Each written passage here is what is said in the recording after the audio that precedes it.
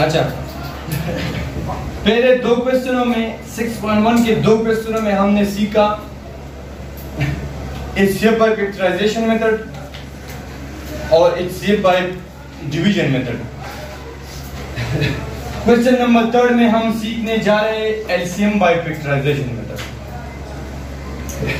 मैंने आपको कहा था कि जब भी आप एक शेप फाइंड करोगे तो जितने भी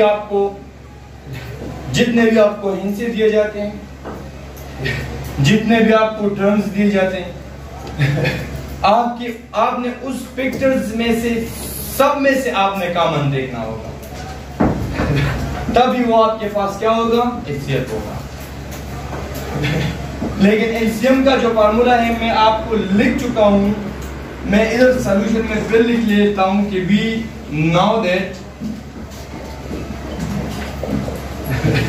we know that LCM is equal to common factors, तमाम कॉमन फैक्टर्स को कलेक्ट करो। और मैंने एक बात आप लोगों को कही थी कि अगर आपको याद हो कि जब दो फैक्टर्स में कॉमन हो वो भी हमारे पास कॉमन होगा, लेकिन एलसीएम में सब में से कॉमन देखोगे तो एलसीएम का जो फार्मूला है वो common factor multiply by non common factor. याद है आप लोगों को? ये सर थोड़ा तेज बोला करे ताकि यहाँ पे आ जाए, ठीक है? Common factor multiply by non common factor. तो यहाँ पे मैं स्टार्ट लेता हूं। सबसे पहले आप लोगों ने करना क्या है, लेट पहला टर्म ले ले और इसको सॉल्व करेंगे। Let x power minus x and solve, इसको सॉल्व करेंगे। तो इसको सॉल्व करने का मतलब क्या है कि इन दोनों में से कॉमन ले लो, x पावर और x तो आपने कॉमन लेना है सबसे छोटा टर्म, तो इसमें से x कॉमन ले लो। यहाँ पे x पावर 4 और यहाँ पे 1 रह जाएगा। यहाँ तक समझ आ गया? Yes sir. So x power x square whole square लिख सकता हूँ? Yes sir. और माइनस 1 स्क्वायर, 1 की मैं स्क्वायर नहीं, अगर 1 की मैं पावर 100 भी लूं तो this will give us the answer is 1। सही है ना? Yes sir. और यहाँ पे हमारे पास फार्मूला हो गया कि therefore we will use the formula a square minus b square is equal to a plus b into a minus b। इसमें x स्क्वायर a है और 1 हमारे पास b है, तो x into x square plus 1 into x square minus 1। अब ये फिर से फार्मूला बन गया। प्लस वाला अपनी जगह पे लेकर आओ और माइनस वाला फिर से फार्मूला बनाओ, ये वाला फार्मूला फिर अप्लाई करो, तो x into x square plus 1 x square खत्म हो गया, x plus 1 into x minus 1, एक दफा प्लस एक दफा माइनस। इसको मैं नाम दूंगा a का ताकि हमें आसानी हो। a b और c में हमने फिर से कॉमन देखना होगा। अब मजीद में इसको यहाँ पे सॉल्व करता हूँ और ये फार्मूला अपने लोगों ने नोट कर लिया होगा, तो इट्स मीन में इसको साफ करता हूँ ताकि मैं मजीद क्वेश्चन यहाँ पे सॉल्व करूँ। अब यहाँ पे हमने क्या करना है कि let x power 5 minus x power 2 x square लूंगा एंड सॉल्व, इसको सॉल्व भी करें। अब यहाँ पे मैं कॉमन लूंगा x स्क्वायर। मैंने आपको बता दिया कि आपने सबसे छोटा टर्म कॉमन लेना है, तो x स्क्वायर या x क्यूब और माइनस 1, तो यहाँ पे मैं लिखूंगा कि therefore we will use this formula a cube minus b cube is equal to a minus b।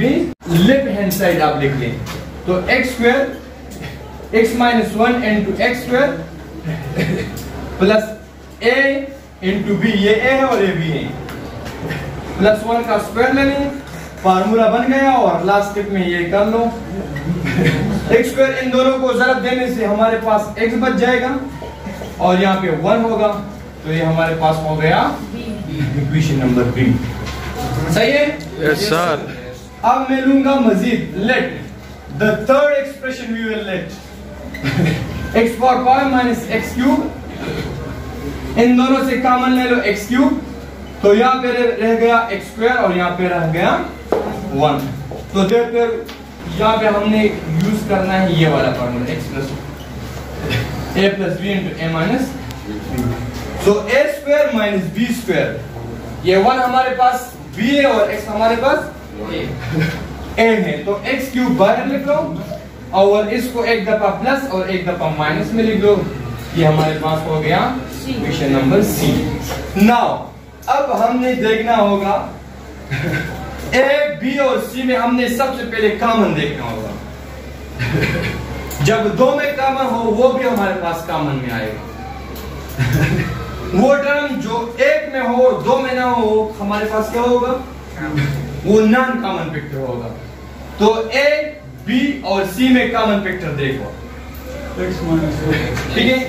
देखो x, देखो x x square x cube, तो एक x इससे एक x उठाओ और इससे एक x उठाओ, तो मैंने इधर लिख लिया कॉमन फैक्टर में एक x, ठीक है ना।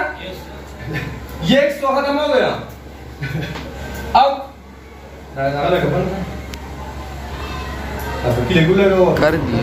कर दिया यस सर। अच्छा इधर देखो ए बी और सी में हमारे पास कॉमन है x, एक x और एक x, यहाँ x खत्म, यहाँ एक x, यहाँ दो x बच गए। अब यहाँ पे एक x और यहाँ पे दो x, तो इन दोनों को भी कॉमन ले लो, तो दूसरा कॉमन भी पार्ट में ले लो। अब यहाँ पे x खत्म हो गया, यहाँ पे भी x खत्म हो गया और यहाँ पे एक x बच गया जो कि लास्ट में नॉन कॉमन फैक्टर में आएगा। और इसका ऊपर क्या लगा दो, पावर क्यूब लगा दो, तो x प्लस 1, इसके बाद x माइनस 1, इसके बाद x स्क्वायर प्लस 1 और इसके बाद x स्क्वायर प्लस 1। ये सारे टर्म एक दूसरे से अलग अलग है, इसलिए हम इनको ज़रूरत नहीं दे सकते। अब इन दोनों से फार्मूला बन सकता है, तो x cube x square minus 1 square, x square plus 1, x square plus x plus 1। फिर इन दोनों से फार्मूला बन सकता है x cube x power 4 minus 1, x square plus x plus 1। ये हमारे पास हो गया। आपका आंसर यहाँ तक भी ठीक है, यहाँ पे तक भी ठीक है और लास्ट तक भी ठीक है। समझ आ गई? यस।